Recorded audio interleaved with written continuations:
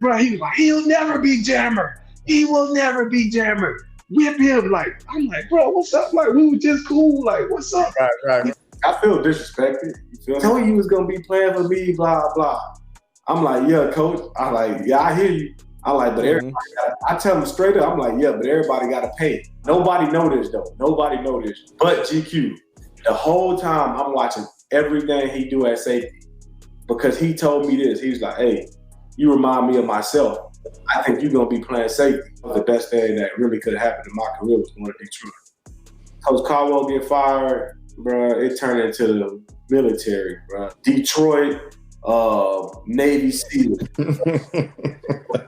You might be happy walking into the building. As soon as you walk in, you just like, I don't even want to be here, bro. Like, yeah. He came up to me after the game. He was like, don't you ever point that ball at me. Man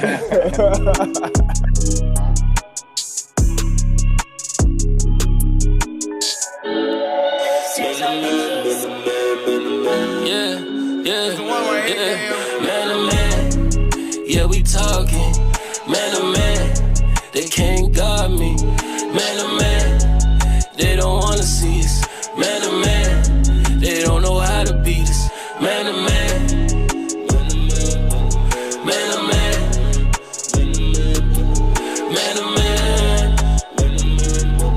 man to man, man to man, yeah, man. Must be the struggle that's in me, that's why I want it so bad. Must be the hustler in me that keep my foot on the gas. When you got it from nothing and hard times ain't so bad, just know I'm coming for everything that they said I couldn't have. I put my life inside it, yeah, I kept it solid.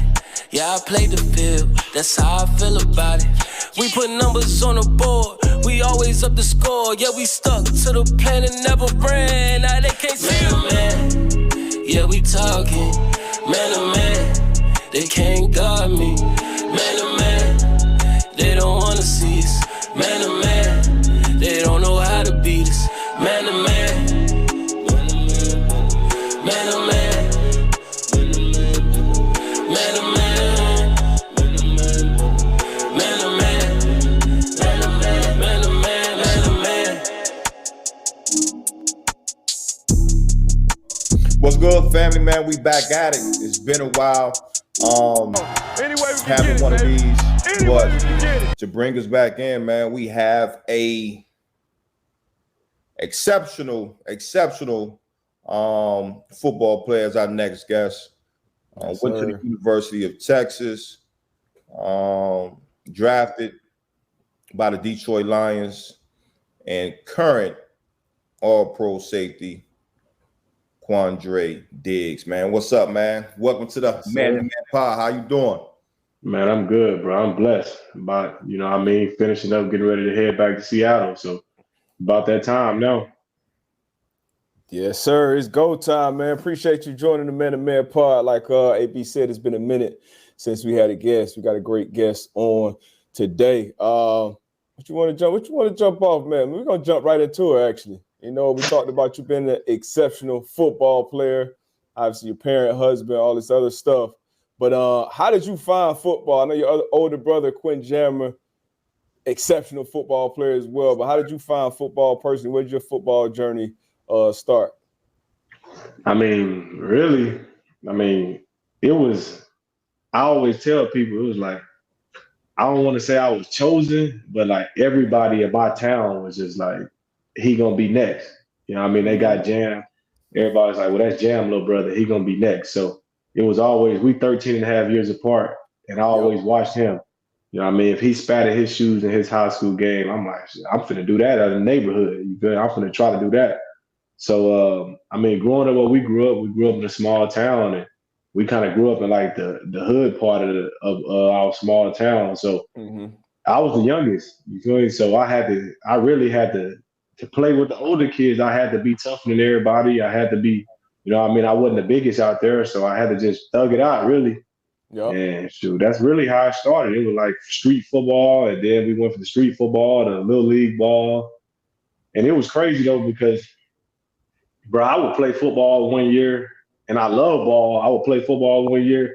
The next year, I'm like, I don't want to play. I want to go watch my brother games. He was in college. So I would go back. We would drive to Austin to go to all his games and stuff like that. Mm-hmm. So I would play 1 year, skip a year, play 1 year, skip a year. And then 1 year, I just took 2 years off and then started back in 7th grade. And then that's when it really got to being every year when I hit 7th grade. Man, talk about it like you said, man.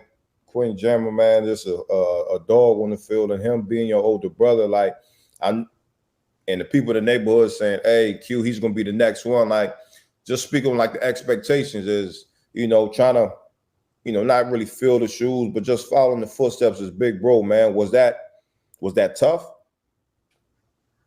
I mean, it was tough, but I was always like a confident, still is, but like always was super confident as a kid. I used to tell him, I'm gonna be better than you, bro. Like, I'm gonna be better than you. I ain't trying to hear all that, because my brother was the type, he was like a father figure, but at the same time, we would go out and we would throw the football, and like the stigma around my brother was he couldn't catch, you know what I mean? He always make the pass breakers, but he couldn't catch. So for him, it was like, I'm gonna really teach him how to catch. So dude was standing like 10 yards away from me, bro, just drill the ball at my chest and be like, catch it. If you don't catch it, it's going to hit you in your chest. And I'm like, dang. But it was just that mindset of like, all right, I'm going to make him better than me. You know what I mean? So it wasn't really pressure for me. It was more of like, this is what I'm going to do, and I'm going to be better than you, so I ain't really worried about, you know what I mean, what you doing.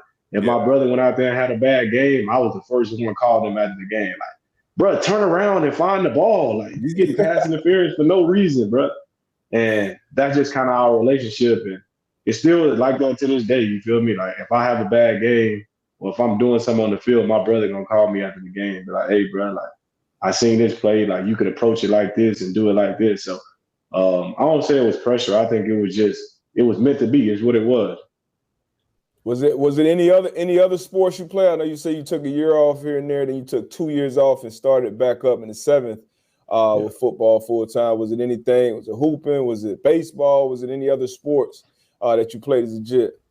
It was basketball, bro. I used to play basketball every weekend. You feel me? It was, my mom used to get so mad because, you know what I mean, I'm going to tournaments every weekend, and she wouldn't even go to all the tournaments.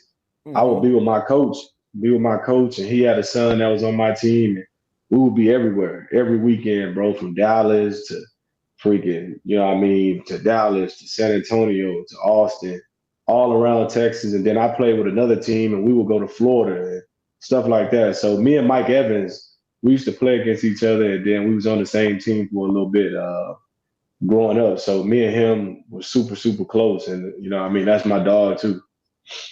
Okay. Now, did you know off the rip? I know Jam went there to Texas. Did you know the whole time? This is where I'm going. I read you was a top ranked corner in the nation coming out of high school. Is that correct? Yeah. No, that's facts, bro. That's facts. But it was more of like, everybody sending letters.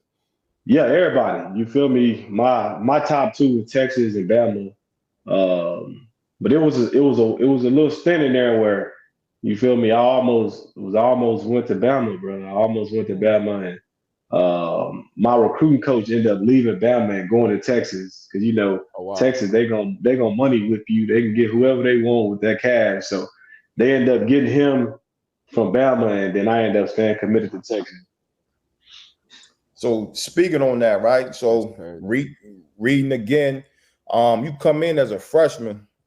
You start 11 out of the 13 games. Was that your expectations? Like, you know, I'm coming in as a freshman and I'm gonna start.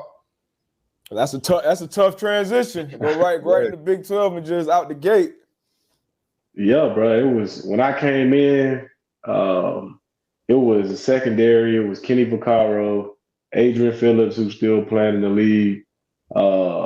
Carrington Bonham played in the league for a little bit. So when I came in, it was just like, hey, bro, y'all just went 5-7. Y'all had 3 corners leave. You feel me? Like, I want to come in. I'm finna start. Like, I used to tell them boys, like, when I came in, I'm like, hey, bro, like, I'm cool with special teams and all that, but, like, I'm trying to start. You know what I mean? That was always my thing. I ain't never wrote the bench in anything I did. So I'm like, Nah, I ain't come here to sit on no bench, bro. Like I got a legacy. You feel me? My brother all over these walls and stuff. I'm like, I can't go out here and be trash. You know what I mean? And then it was some more cats. I mean, we had some more of my teammates that had brothers there. So we had Colt McCoy, little brother there. We had Jordan Shipley, little brother there. We had Tony Hill's little brother there at the same time. So for me, I'm like, I'm trying to be the best brother. Like, I don't care about none of that stuff. Like, I got stuff to uphold. So I remember going in, I told AP and Carrington, I'm just like, hey, bro, like, I came here to start, bro. Like, we can have a little rotation and all that, but I came to play. And shoot, after the first 2 games, I ain't never looked back. Well, what you think was the biggest help? Because we got some young cats who watch the show or who reach out to us and ask questions. What do you think was the biggest help in that transition? Because like I said, it's tough. You stayed kind of close to home, and then you obviously had you're familiar with it because Big Bro went there. But what was the toughest part of your transition, and what do you think helped you make that transition to make you Big 12 Freshman of the Year, which is obviously some high goals to achieve? I mean, be real, bro. The hardest part was the 6 a.m. workouts. Like that was killer. I remember coming in, I'm like, man, I don't know if this cut out for me, bro. Like, I had left high school early. I was still supposed to be in high school at the time. So I'm looking at my friends, they having fun back at the crib. I'm waking up at 5:30 every morning, having to walk over there to the facility, get ready to go through these workouts for 2 hours. Then I got to hit class. Then I got study hall. So like the adjustment phase of like time management, the workouts, you know what I mean? New atmosphere, being around the players, getting to know the teammates and all that stuff. That was the hardest part for me. But what made the transition smooth was just like I had great people around me, you know what I mean? My 2 hosts on my official visit, I got real close with them, who's Adrian Phillips and Jordan Hicks, who are still playing in the league right now. And I got super close to them. And I was just with them, and I just kind of attached to the hip with them and just vibed out, you know what I mean? AP, one of them ones, he one of the military workers. Like, he want to work hard all the time. He want to do extra on Saturdays and all that. And that ain't really me, you feel me? Like, I work hard, but Saturdays, bro, I'm trying to hit 6th Street. Like, I'm trying to get turned, you feel me? Like, but that was just good for me to be around him, because I'm like, all right, if he working, I got to work, you know what I mean? Because I'm competing with him to go start at corner. So I got to go work. If he working, I got to do it. And then Jordan was good because he was just that cool, calm demeanor of, like, he going to work, he going to have fun, but like, I'm going to see him on 6th Street too. So that was cool, you know what I mean? Just getting to know everybody, and that kind of helped me. Off the transition part, but going into UT, right? I just got a question on the University of Texas, just in general, in the DBs that's gone through there. Shit, you talk about Big Bro, yourself. You talk about Mike Huff, Earl Thomas, Aaron Ross. Like, what is it about? AJ Williams. Yeah, it's a bunch of guys. So just talk about just the legacy of UT, the Hook'em Horns, and the guys that's come through there that played in that secondary. Just talk about just what that legacy means to you. I mean, for me, it means everything. You feel me? Because I grew up watching all them cats. You feel me? I grew up watching the Huffs, the A. Ross, the T. Bugs. You know what I mean? My brother, of course, Nathan Vasher. And for me, it was like I ain't had no choice, because it was like they come up there, they slap me in the back of the head while I'm up there. Like they like, hey, they're like, you better do something. Like, you better do something. Mike G, the biggest bully of all, bro. Like, he come out there, he slapped me in the head, like, hey, you chunky, you need to lose weight. Like, you need to lose weight, all that. And then when we go in there, bro, our coach, Dwayne Akina, it was just, bro, he believed in, you know what I mean? We're going to be tough, we're going to be physical, and we're going to be smart. And that's all he used to preach, bro. When he say physical, bro, he meant physical. That means ain't no cutting offensive linemen. You hitting them on they pulling.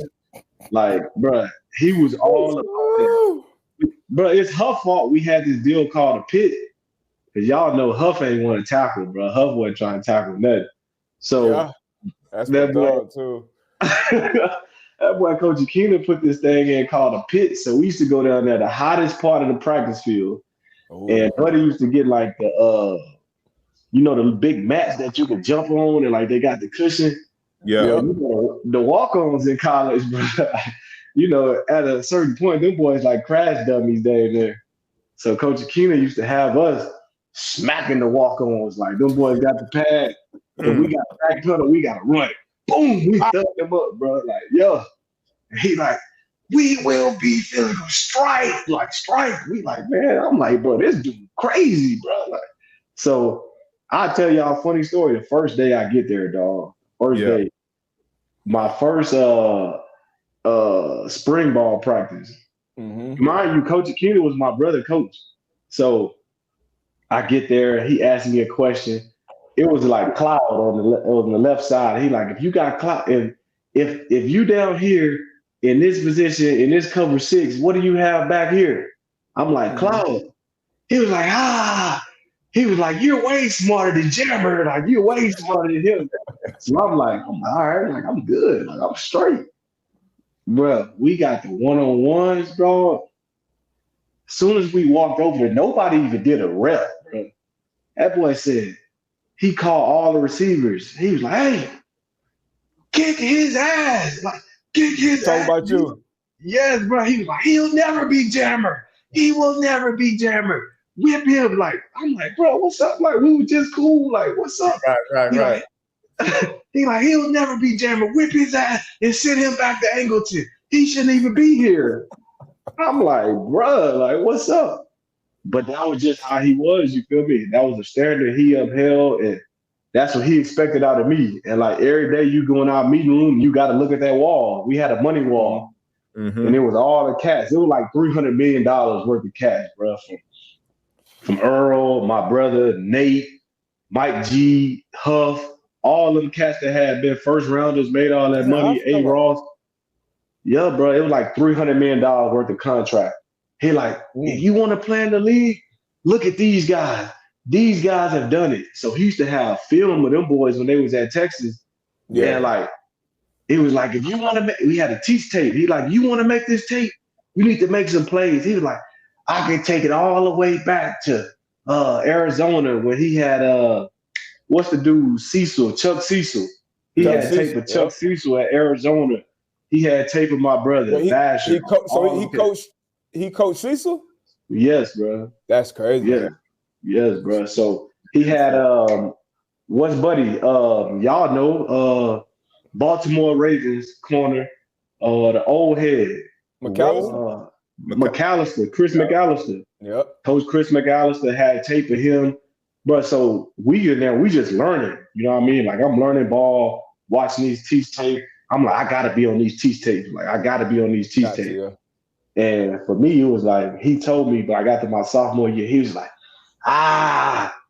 now we got Quandre on the teach tape. I'm like, I made it up, bro. Like, that's cool. A big deal. Yeah. So it's that standard, you feel me? And you had to uphold that. And for me, I felt like I had to uphold that because I ain't had no choice. Them boys gonna be talking trash to me anyway. I love that though. Just when you talk to people, when you think about like the U, like them boys is always tight, just from back in the day to now, how the old heads go back. And I know as I played through the league, it's always, DBs from the University of Texas. So I always kind of want to ask those questions, man. How is that camaraderie from younger to older guys? But that's love though. That's love. Yeah, for sure. Nah, them boys, we all still close, bro. Mike G be golfing with me. I can hit Huff up whenever. A. Ross, all them cats. Like, I hit all them boys up and just check on them. T. Brown out here, like, it's really a brotherhood, bro. And that's really what I learned being here. And it's the same way because I'm the same way with the younger cats now, the Deshaun Elliott's, those cats like that. They hit me up for everything. Like, hey, big bro, like, I want to holler at you. PJ Locke, like, hey, big bro, like, hey, you got any financial advice for me and stuff like that? So I always want to be that and do the same thing for them boys. Mm-hmm. That's what's up, man. Speaking on Texas, before we move on, What you think the future holds for them, man? I know y'all going to the SEC soon. You got the young Manning out there. I like the cat they got already out there. Quinn Ewers. Ewers out there, quarterback. Like him a lot. But what you think the future is for that program? Can y'all get back to the top? You spoke on the money, and in this NIL space, y'all definitely got the bankroll. Fact. Get back to the top. I mean, I think so, bro. I think it's just more boys got to want it. You know what I mean? But I think Sark has brought that attitude back where, you know what I mean? He's been around Saban. He's been around Pete Carroll. He's been around these different coaches.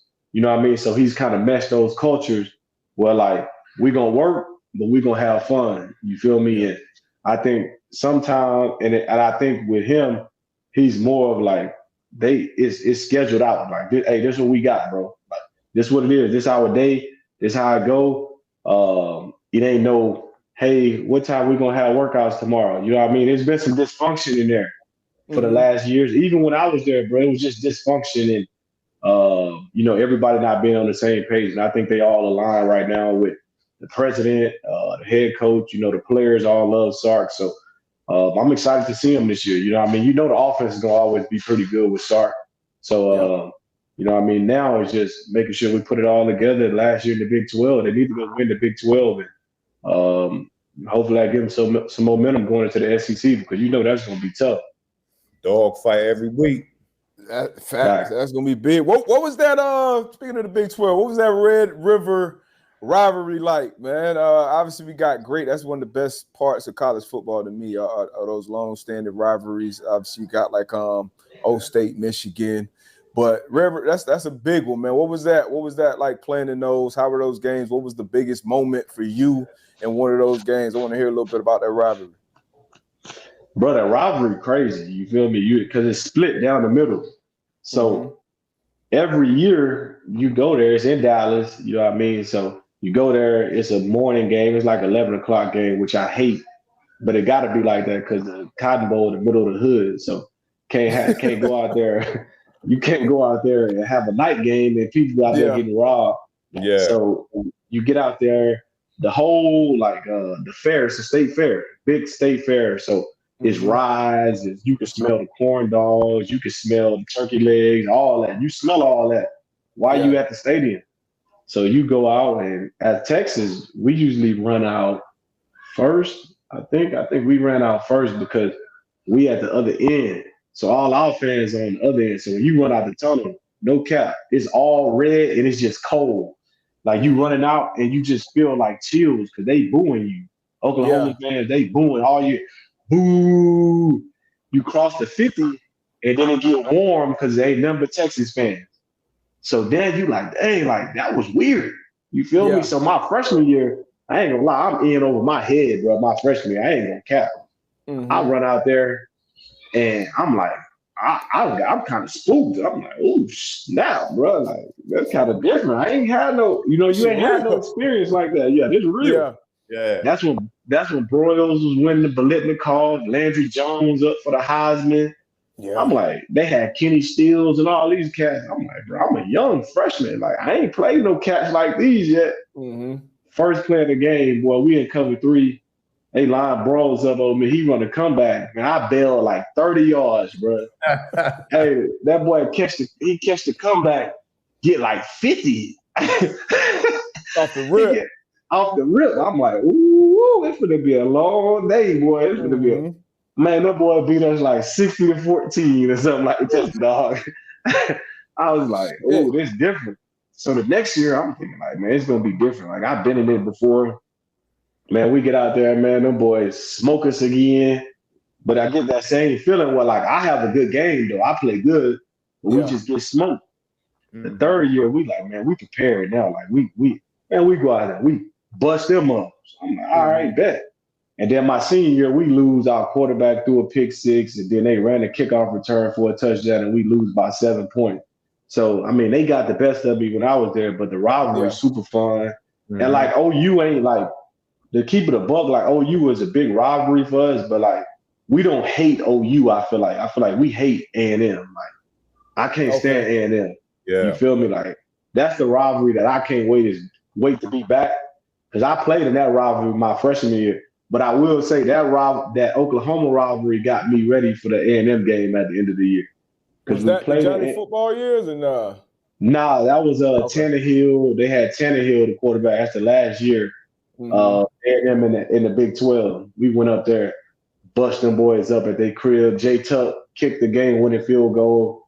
We celebrated in the middle of their field, and now we got bragging rights until they play again. But that OU game definitely got me prepared for that A&M game. Y'all got so many teams out there in Texas, man. Like what state? Yeah, I mean, it's big state. I mean, you think about, you got Texas Tech, A&M, UT, TCU, and then like it's so many teams out there, but some good ball out there at the end of the day. Yeah. Definitely, man. All right. So after your great Texas career, the draft process, everybody we have on here, obviously everybody got their own unique draft story. The rankings. Sometimes it's a position switch. Obviously, you play a lot of corner. Now you're a Pro Bowl free safety in the league. But what was that? What was that whole process like for you coming out in the draft? Obviously, the prep part, and then draft weekend. Was it a team you thought you were going to? Was it a round you thought you were going in? What was that experience like for Diggs? I mean, the workout stuff was cool. You feel me? I built friendships that I have forever. You know what I mean? So. Definitely thankful for that part, but the rest of it, the combine, the Senior Bowl, all that stuff was like a drag. You feel me? It was extra that I feel like for me, it was like I did all those things, but at the end of the day, you go there, you measure in, oh, he 5'9". You go there, he's 196 pounds. He can only play slot.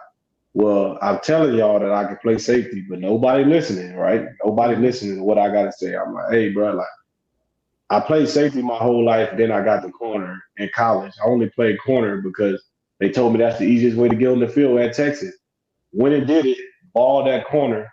But like I could play safety too. Like I know that it was the big corners. You know what I mean? That's when they had the big corners where everybody wanted to find Sherm and Pat P and the bigger guys. So I understand that's cool. I'm like, well, you got guys like E.T., you know what I mean? You got AB balling that safety. You got guys that's closer to my stature balling that safety. So, like, I could play safety too. You know what I mean? And I'm just like, all right, nobody listening. So everybody like, well, we just see him as a nickel corner. That's what he is.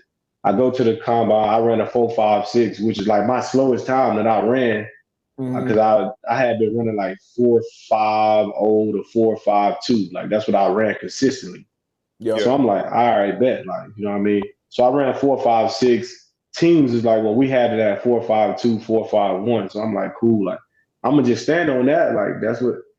So we get through the process. I've talked to Detroit like 3 times. I had formals with them.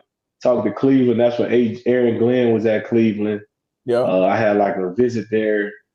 So I'm thinking like I might be going to Cleveland or I might go to Detroit, right? So I'm like, well, Detroit talking to me a lot. I don't know if I'm gonna go there. So how you felt about that? Cleveland or Detroit coming out in the draft? that was gonna be after you got done, that was gonna be my question. I'm going to Cleveland or Detroit. Hey, in my head, no lie, I'm like, bro, I ain't never been in no Midwest, bro. Like, I don't know if I want to do that, bro. I'm like, so Houston called like the week before the draft. I'm from the crib. That's the crib. I'm like, yeah, I might be going to the crib. I'm like, that'd be cool. Like, just be at the crib, you know what I mean? And slide back to work, see the fam. That's cool too.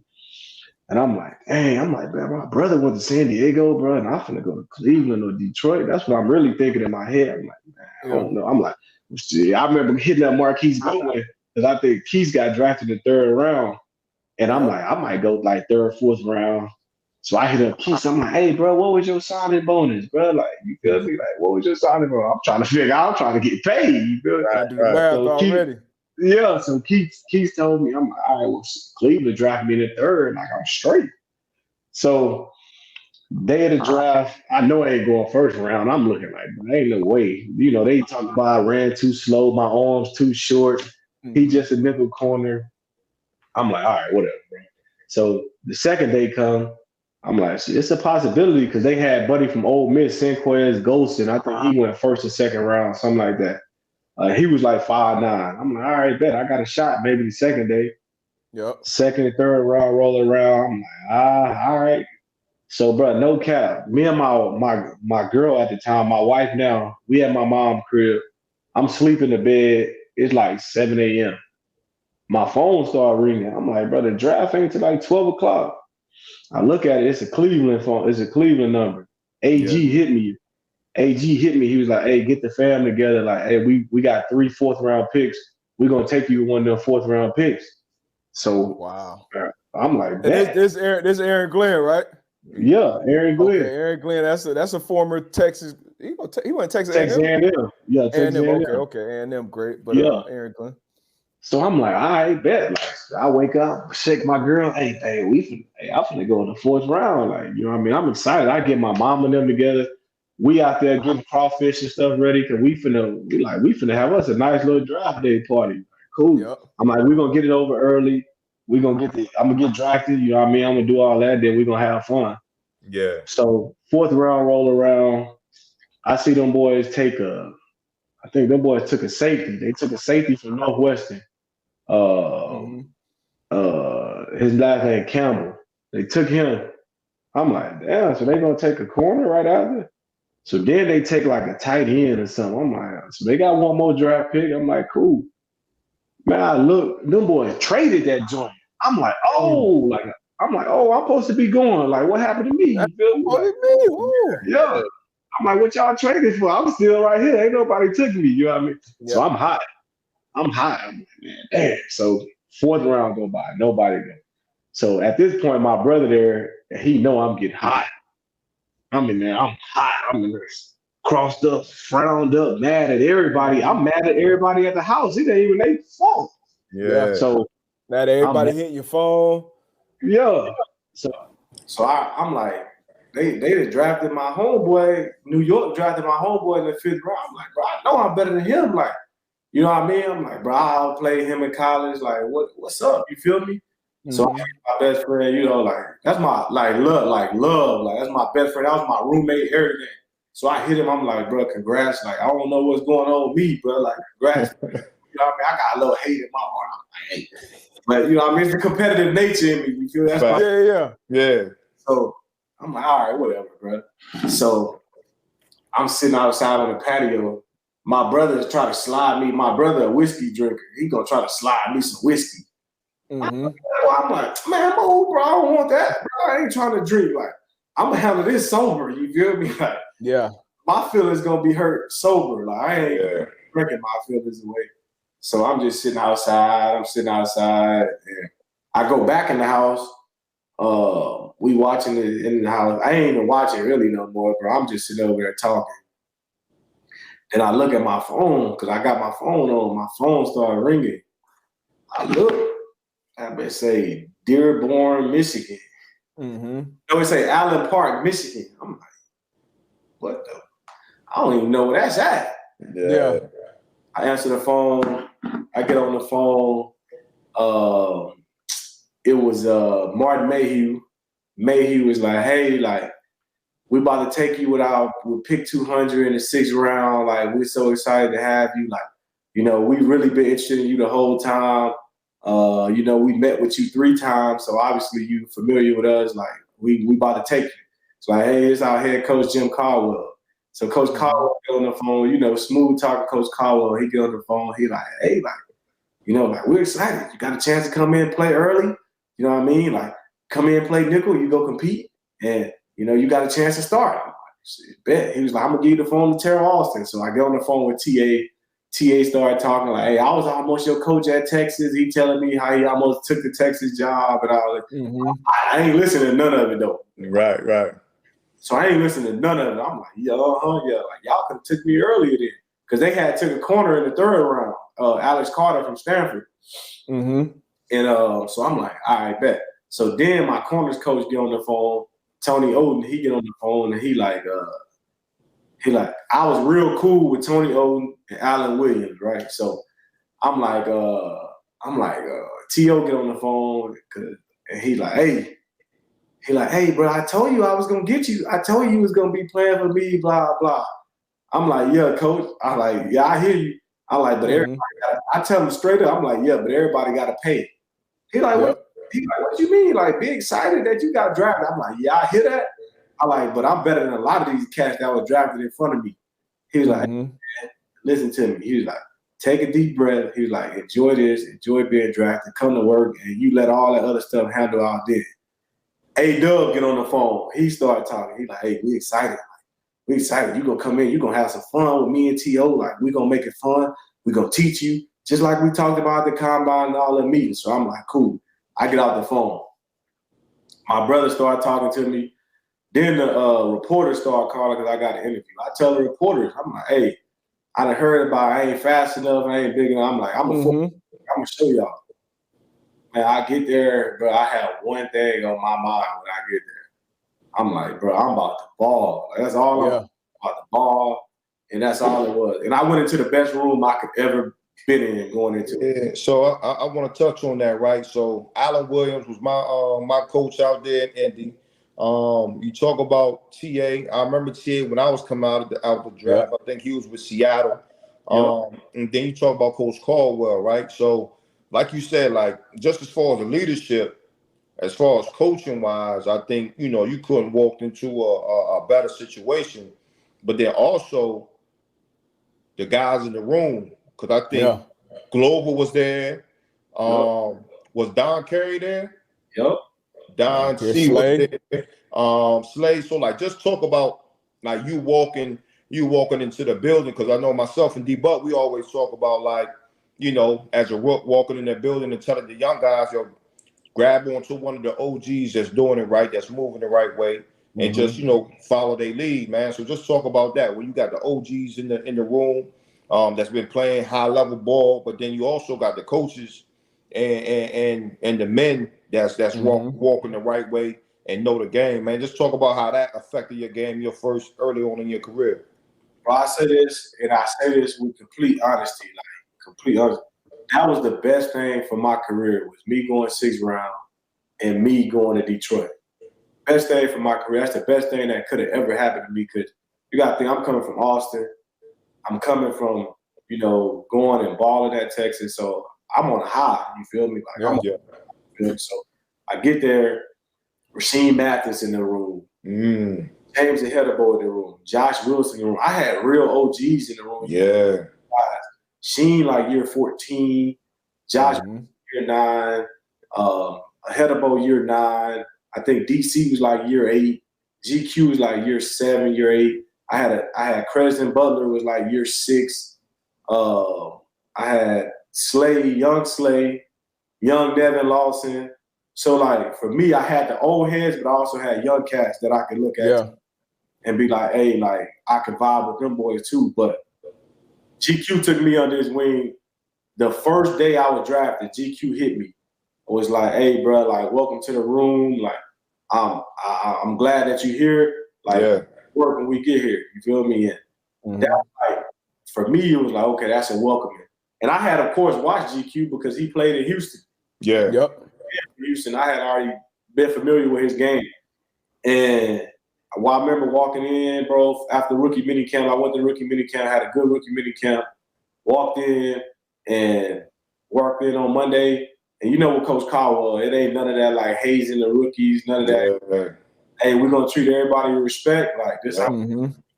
And, you can get the rooks to get y'all snacks and get y'all food, but we ain't doing no hazing and none of that. Like, we're going to accept these boys. And it was the best thing, bro, between watching Sheen be 35 years old playing corner, seeing how he warm up for practice, see how GQ warm up for practice.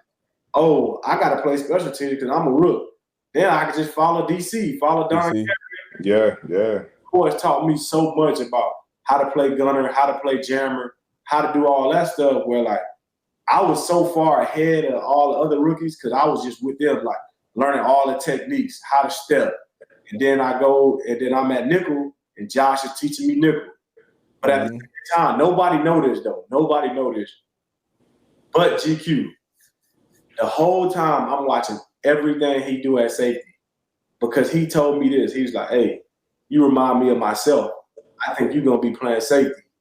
He's like, so pay attention. Did Glover come in as a corner too? Came in as a nickel in the corner. Yeah. Okay, I thought so. He was like, watch. He's like, just pay attention. He's like, I know you got to learn your nickel stuff, but just pay attention to what I'm doing. Mike G had already told me that 2 years ago. He's like, you're going to play safety, bro. I'm telling you. So I'm like, nah, I'm a corner, whatever. So I'm watching everything GQ do, bro. I'm watching everything. I'm learning all my nickel stuff. They really gave me the reins. So Josh ended up starting that nickel, but I would get like a series on, series off every game. And then Josh got hurt. I became a starter, and that was all she wrote. Yeah. But A-Dub, T.O., Tony Oden, who's the Jets. That's the Jets corners coach now. So he got Sauls, DJ Reed now. Yeah. So T.O. and T.A., them boys trusted me to make all the calls. So, you know, you got the bunches, you got the staff. That's me as a rookie. They like, hey, you handle that. Like, we trust you. Like, and T.O. was like, hey, we got rule guys and we got exception guys. He was like, you are more of an exception guy. So I trust you if you're going to do that. I'm a rookie, bro. Like, yeah, 2 years old. That says a lot, too, for the coaches to put that trust in you as a rookie and playing that nickel position. Yeah. So, like, I'm in the bunches. Slay them looking at me. I got to tell them the calls. Like, hey, this is what we doing.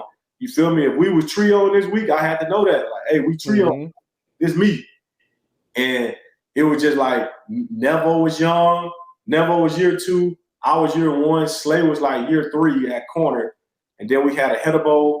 And then we had GQ. So we got the old heads behind it. So like GQ, he sit back, hey, this was coming. I look at it. I'm like, okay, this was coming. I'm going to do everything you say.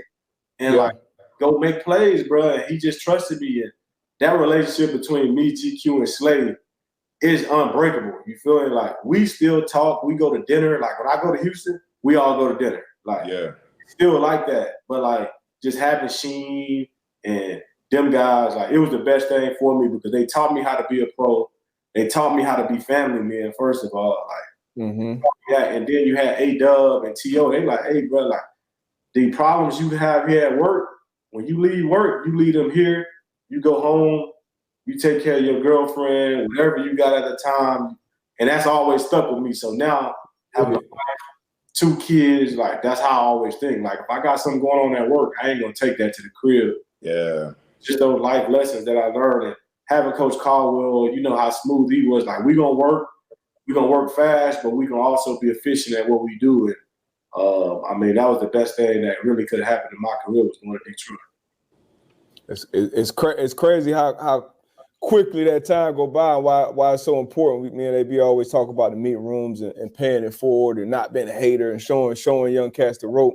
Because you fast forward now all these years later, now you that OG back there. Now you that, you know, perennial Pro Bowl, and you got young Tariq Woolen coming in, 5th, 6th round pick. He have an all-pro year, in my opinion.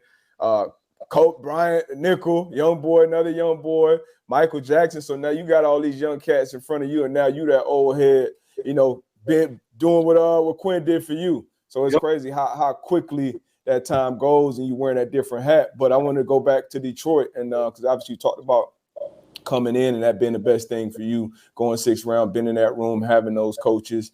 And then after they fired Caldwell, I feel like a lot of things just went south with the organization, whether it was head coach, whether it was the front office. Like, we saw a lot, like, even from the outside looking at that time, I was still in the league, but you saw a lot of talking from the former players. But you could tell that the players all rock with each other. Like, you could see that from a mile away. It could be Orlowski, it could be Slade, it could be you, it could be – you could tell the player. It wasn't that issue in that locker room, but it was a little dysfunction, I guess, outside of it. You don't have to go too far into that, but – just being a young player in that, how did that all transition? How did that all happen? You've been traded to Seattle and all those things. How did that all transpire? How did that impact you, I guess, on and off the field as well? I mean, I think my first 3 years amazing. You feel me? I had fun. Work was fun. But the thing is, they would always warn us. You feel me? Like, the old heads would warn us. The player personnel people would warn us, like, hey, like, don't take this stuff for granted. You feel me? Don't take these first 3 years that you got. Don't take them for granted because everybody ain't like this. Yes, sir. They already knew who was coming. Like, you feel me? Like, they was telling me that year 3 if like we didn't make the playoffs, basically, you know what I mean, they was gonna get rid of Coach Caldwell. We missed the playoffs by not even a full game, like a half a game. I won 10 games that year. Won 9, we got cheated. Okay. Got cheated against the Falcons. Golden Tate caught the pass, scored the touchdown. They reviewed it. We had 9 seconds on the clock. They reviewed it. We ain't had no more timeouts. We didn't have no more timeouts. That's what it was. They reviewed it. They said his knee was down, but the ball was over the goal line. They said his knee was down, though, but the ball was over the goal line. So, you know, like, we had 9 seconds. If he didn't score, if they didn't make it 10-second runoff.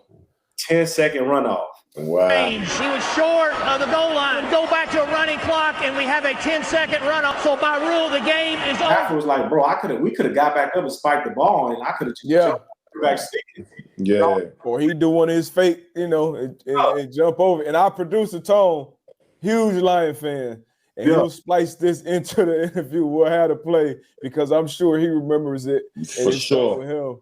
But damn.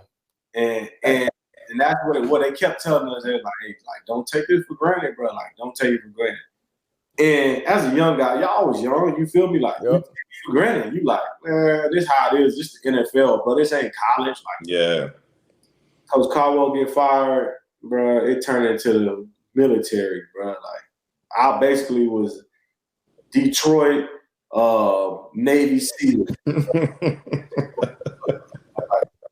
You get there, you walk into the building, dog. It's like, soon you might be happy walking into the building. Soon as you walk in, you just like, I don't even want to be here, bro. Like, took the joy out of it.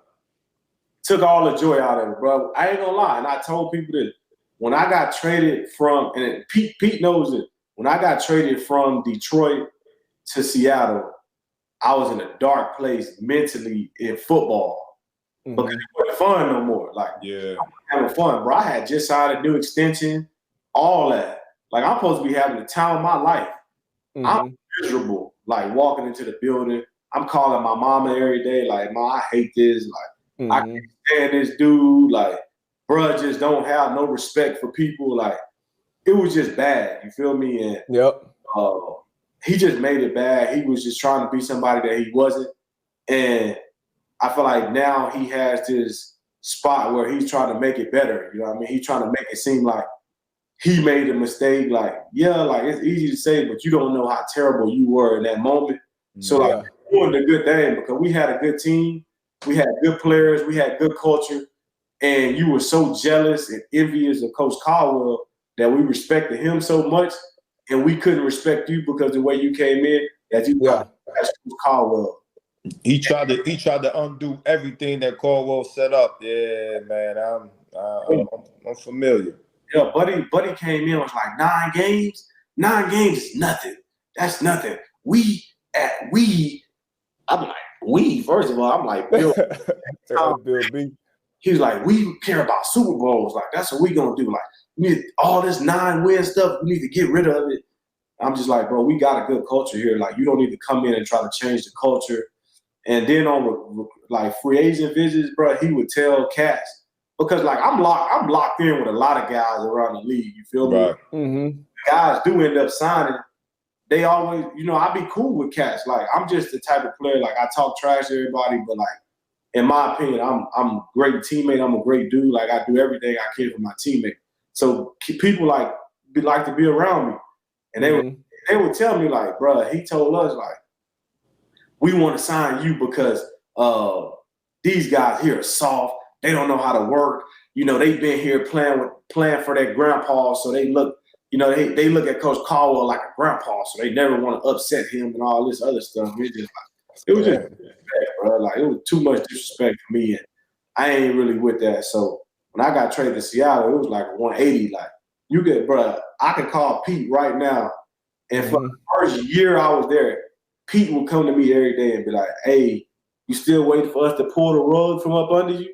He's like, we have fun here. Like, is it fake or do you? I'm like, bro, I don't know. Like, I don't trust nobody, bro. Like, come to work and that's it. And that culture really changed my career for the better. Like, it made me the player I am, and I enjoy going to work. I don't have no problem going to training camp. I don't have no problem going to practice every day. Like, I'm cool because I know what it is. I know it's a respectful culture. I know we're going to have fun, and I know we're going to work. So it's dope. Nah, that. you can't, man. So again, you going into another situation with the Seattle Seahawks, right? You got a former UT great, Seattle Seahawks great, Earl Thomas. You got Cam Chancellor. So again, you walking into another room with just the Legion of Boom in general, Richard Sherman. So you walking into a situation where they had made a name for themselves as far as secondary wise. Now I feel like y'all have something very, very similar. Pieces. You got the pieces for sure. Like, we mentioned young boy Woolen came out last year, had a great year. Yourself, Jamal Adams. So y'all have the pieces. What is it that you think as the OG or the vet that y'all are missing out there right now? I just think we got to be connected. You feel me? I feel like we got to be connected to each other. I always tell cats, like, that room my rookie year, I always talk about it. And I know they probably get tired of it, but I tell them the room my rookie year was the most close-knit team that I've ever been on in a secondary. Like, we were just close-knit. The old heads respected the young cats respected the old cats. You know what I mean? It wasn't no jealousy. You know what I mean? Josh didn't have no jealousy with me competing for his job. It wasn't none of that. You know what I mean? I used to call Josh Like, I used to be like, like, hey, what I got? Like, you know what I mean? Yeah. It wasn't no turmoil in that room. It wasn't none of that. And everybody wanted to help everybody. You know what I mean? And I just think that's where we have to get where, like, hey, y'all can come to my crib. You feel me? I'm going to have my chef at the crib. Y'all come to the crib. We hang out. Like, this coming weekend, Errol Spence, Terrence Crawford, I'm going to have all the DBs at the crib. My chef flying in from Texas.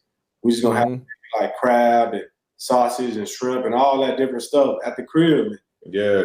We're going to have that. And I think COVID kind of messed that togetherness up. You feel me? Like, with COVID, it just kind of made everybody, like, drift apart because I know that year was crazy for y'all. Yeah, 2019 was hella close. 2020 had to be spaced out because of COVID. 2021, it was still dealing with the COVID stuff. You feel me? Yeah. Couldn't go over to people's house still and stuff like that. 2022, me and Maul was both rehabbing in the off season. You feel me? So we spending all our time in our where we live, in our respective places where we live. And then when we got there, we wasn't fully healthy, like we were still working through. So we really could never build that togetherness. And I feel like now, you know what I mean, at least I'm healthy. Maul is on his way to being healthy. Yep. Love is a big piece too from New York. Yeah. Love is a big piece for us. Crazy y'all got him. Yeah. He should have got paid. He should have got paid. As well, yeah. We got the young boy Spoon. We still got little Kobe. So, like, everybody, we know each other, you feel me? Where, like, it's, all right, these young boys, Kobe and Reed, they ain't rooks no more, bro. Like, y'all got to put into the spot where, like, y'all got to be involved in the leadership stuff, too. Like, we need y'all to teach these young guys the ways so it ain't all on me, Maul, and Jay Love. You feel me? I think we on our way, though. I think we hit the group message back and forth now.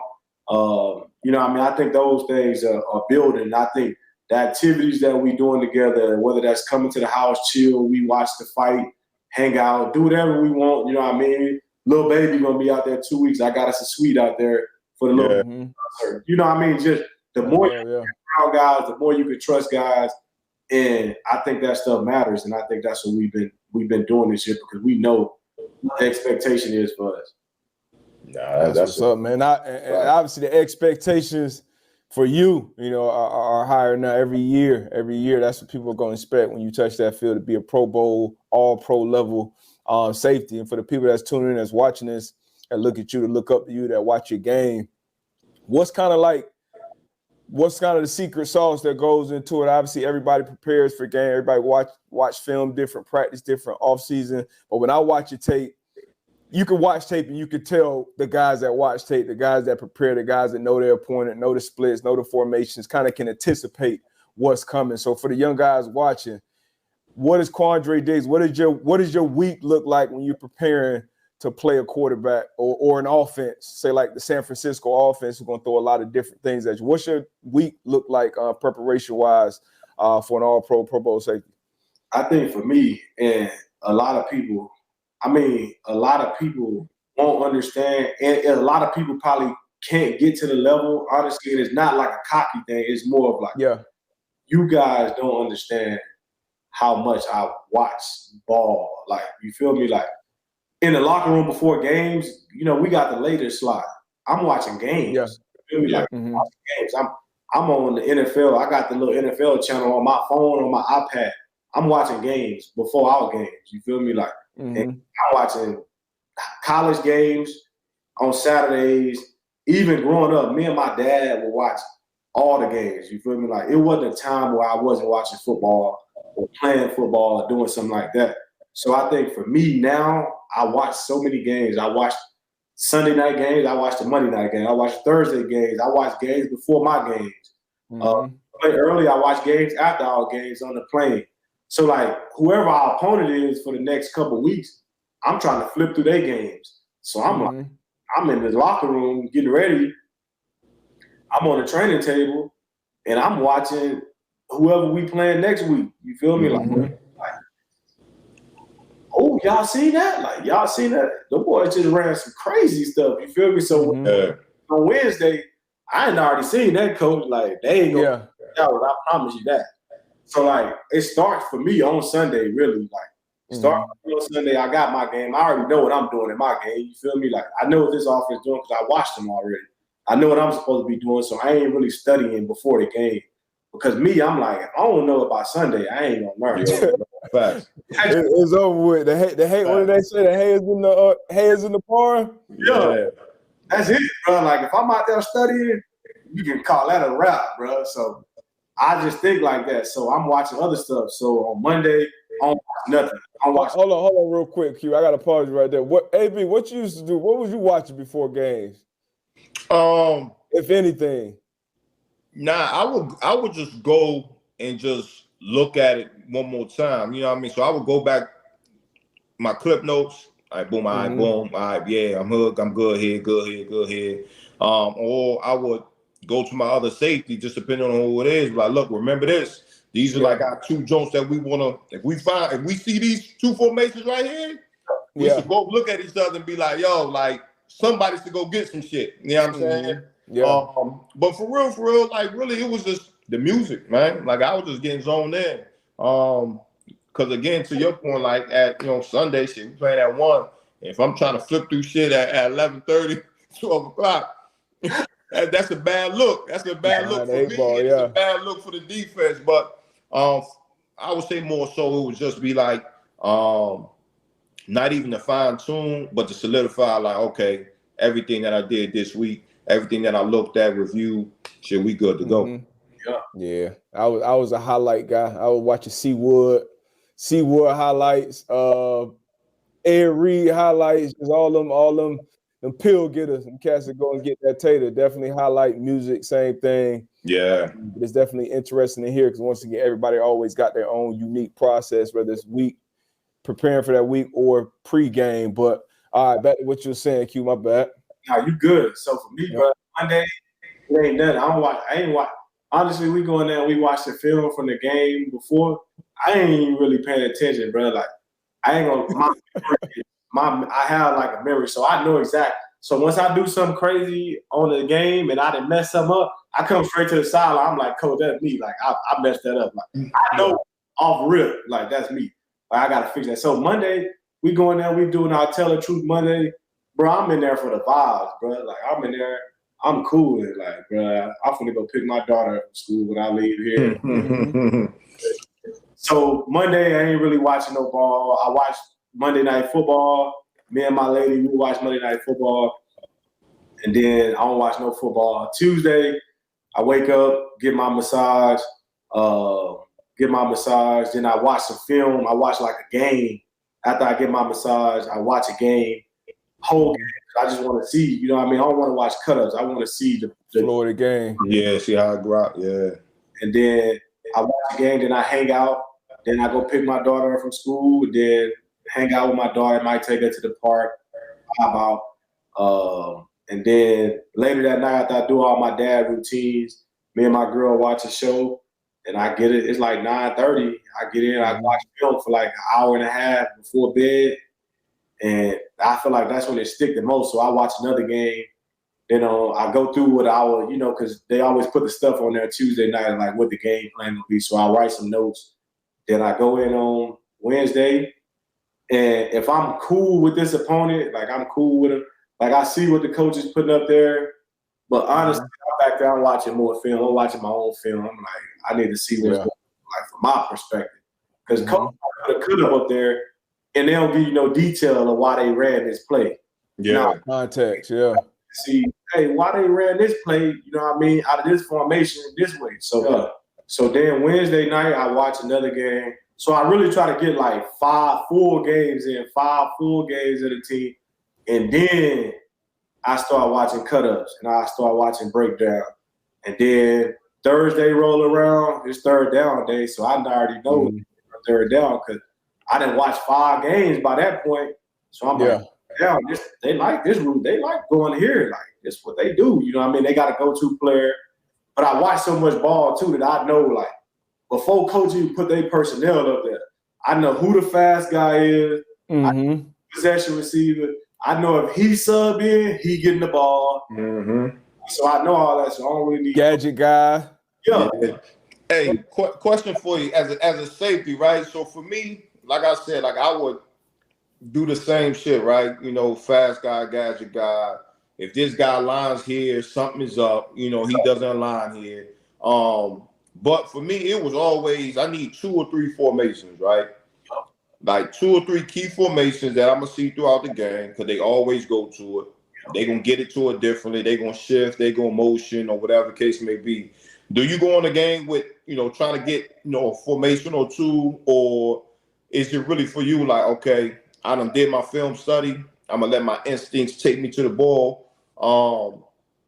Because I've seen something I think you had posted on Twitter not too long ago, and I think I don't know what y'all might have been like quarters or halves. You know what I'm saying? You might have been on a quarter side or whatever, and you went and got it.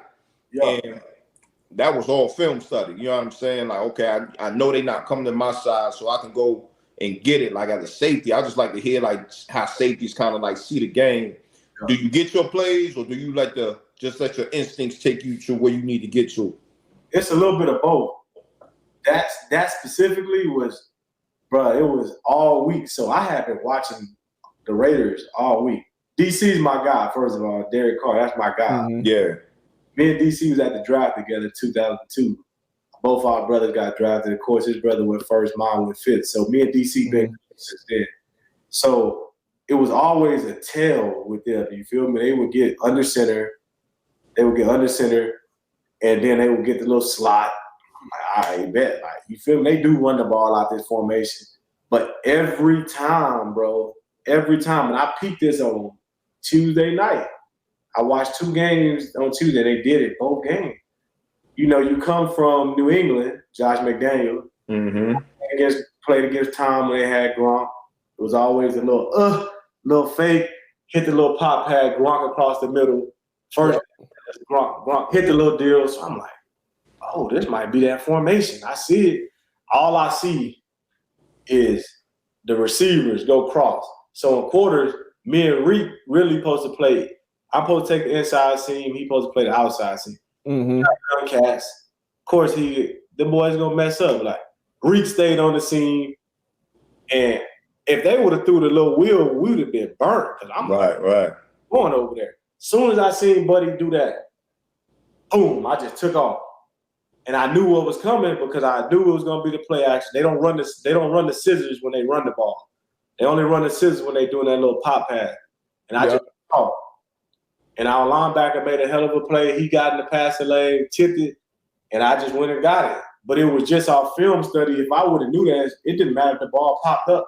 I'd have been 15 yards away trying to stay on my seam. Right. But it's just that and then the IQ. And sometimes I can just come out, no lie, I can come out and I can look at a formation, and I'm like, oh, this is the play that's coming. Mm-hmm. And I know that our film study, but it's also IQ because it's like this is all they could do out this formation.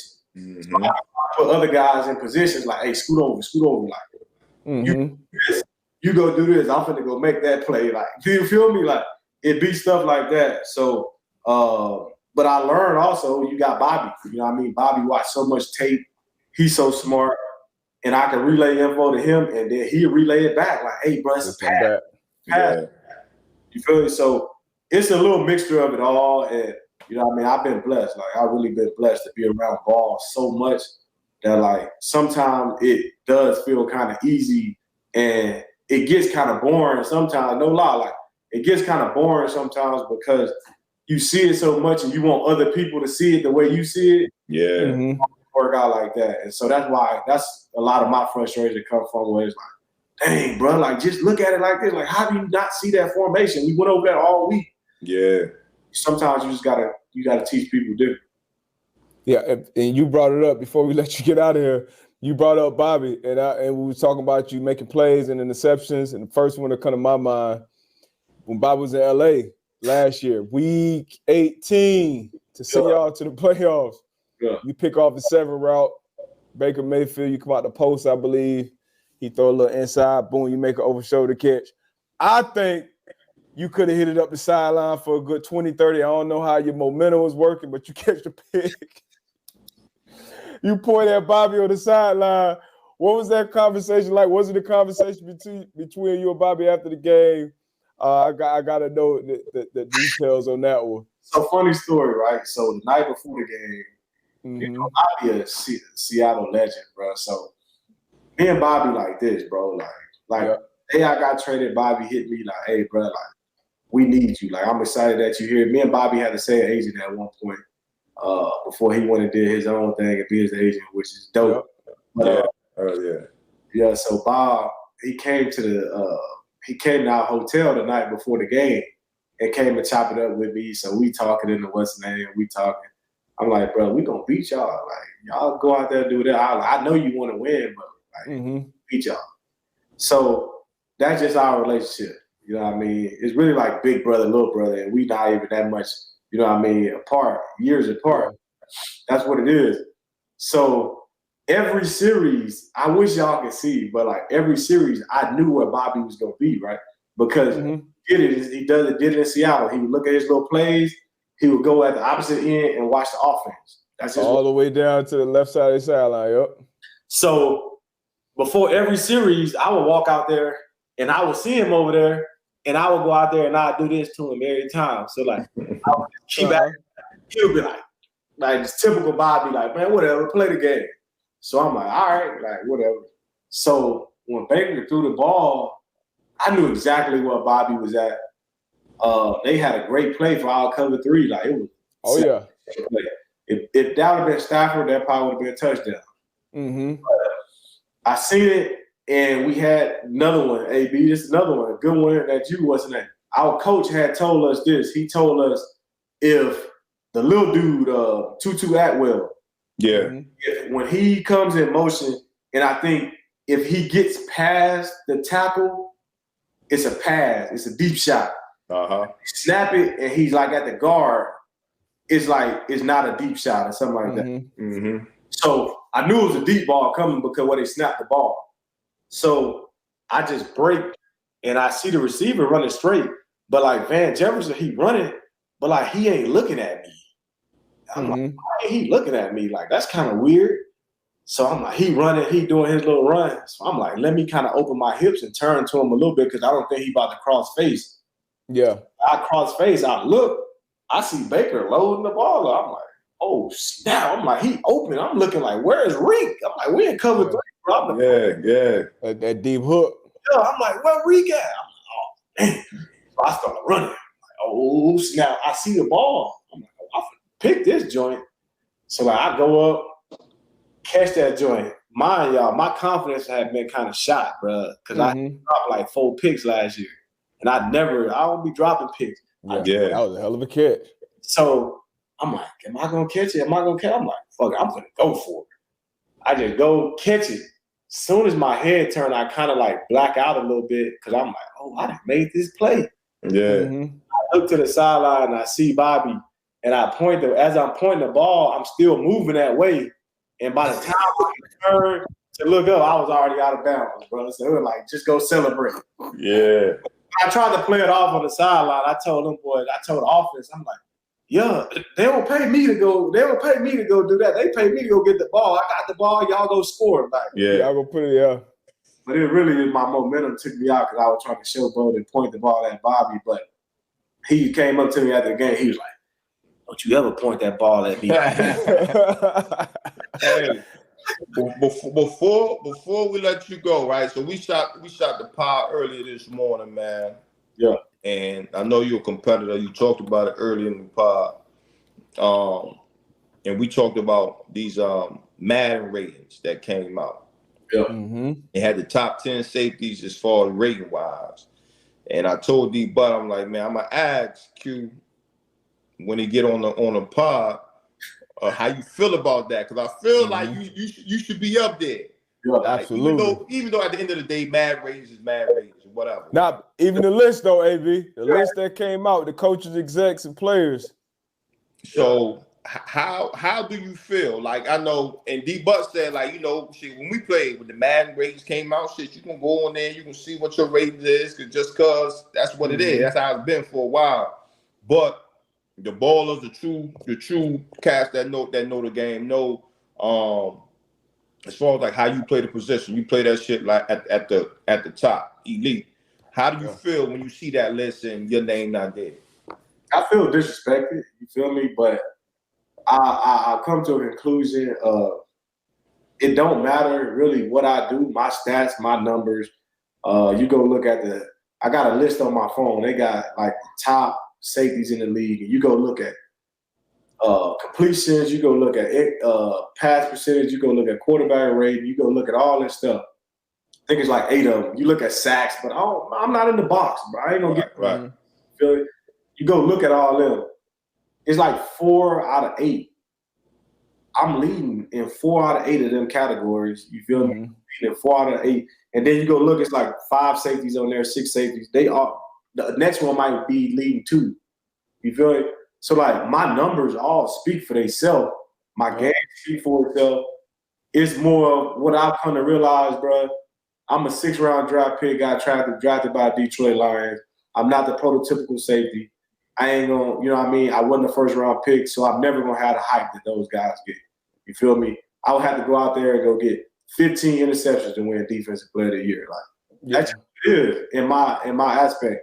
And you can ask my agent, bro. I text my agent this week. I go looked at all the top 10 highest paid positions in the league. All the top 10 positions. Top 10 highest, bro. It was maybe 3 guys that were not 1st or 2nd round draft picks that's in the top 10 in money. I was one of them. I was the only one in the safeties. And then Tomorrow. Yeah, Kamara was like a 4th round pick or something like that. So you go look, these GMs, these execs, they got to make themselves look good. You feel me? Like, this is my 1st round draft pick. Yes, he's a hell of a player, and he's a good player.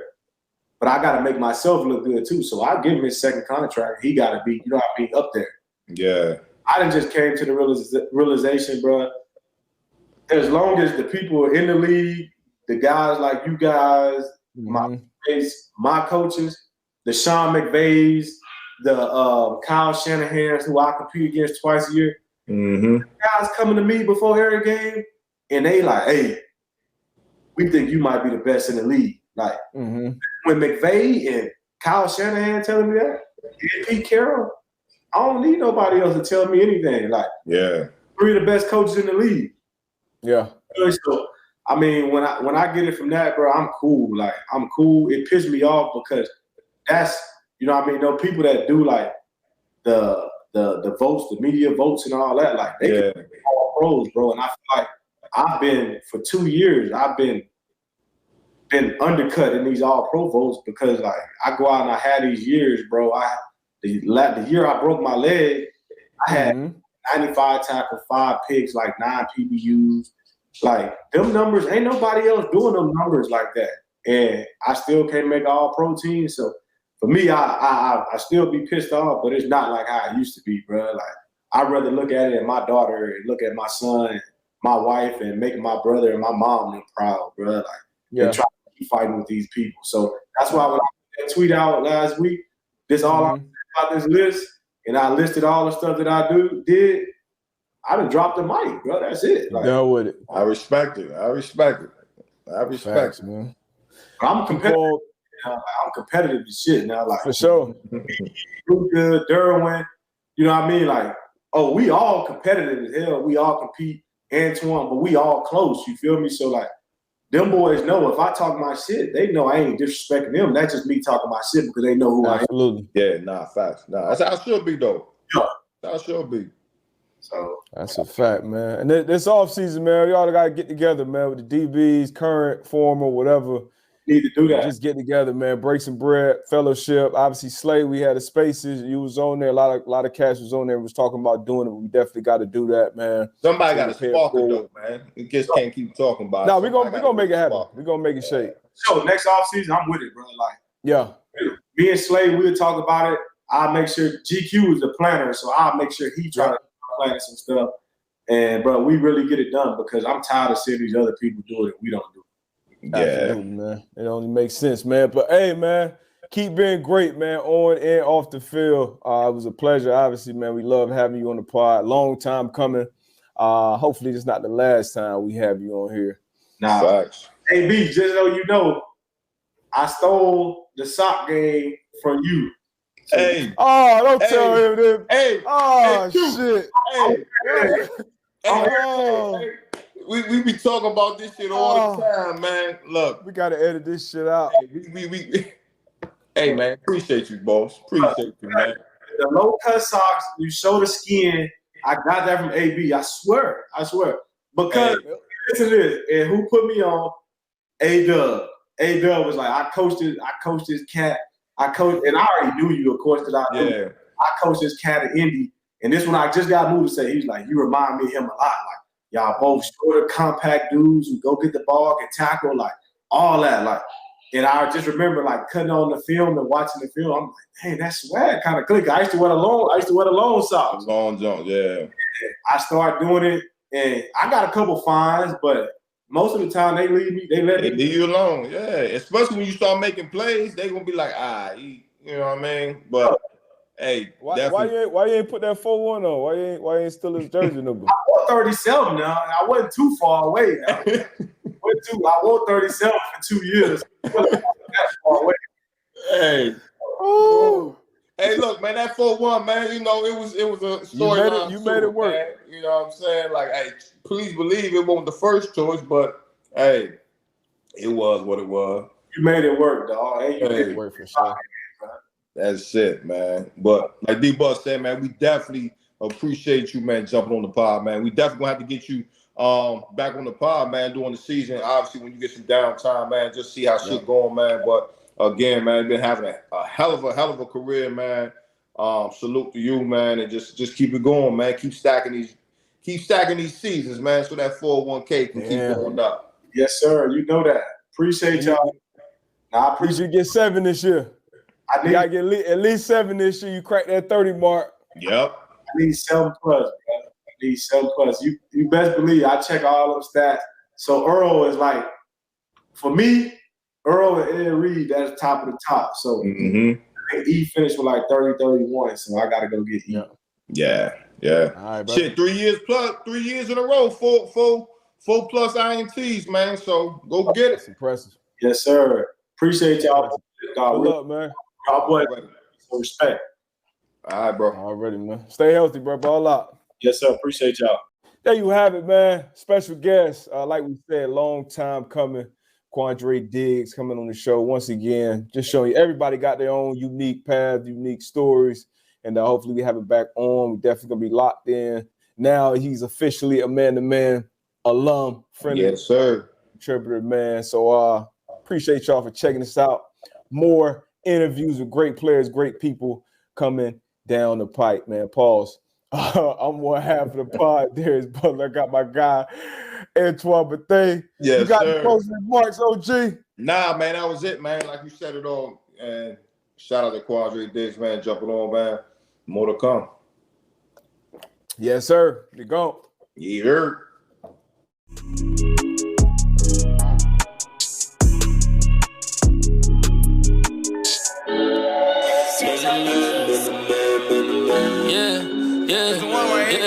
Man to man, yeah, we talking. Man to man, they can't guard me. Man to man, they don't wanna see us. Man to man, they don't know how to beat us. Man to man, man to man, man to man, man to man, yeah, man. Must be the struggle that's in me, that's why I want it so bad. Must be the hustler in me that keep my foot on the gas. When you got it from nothing and hard times ain't so bad, just know I'm coming for everything that they said I couldn't have. I put my life inside it, yeah, I kept it solid. Yeah, I played the field, that's how I feel about it. We put numbers on the board, we always up the score. Yeah, we stuck to the plan and never ran. Now they can't see it, man. Yeah, we talking, man to man, they can't guard me. Man to man, they don't wanna see us. Man to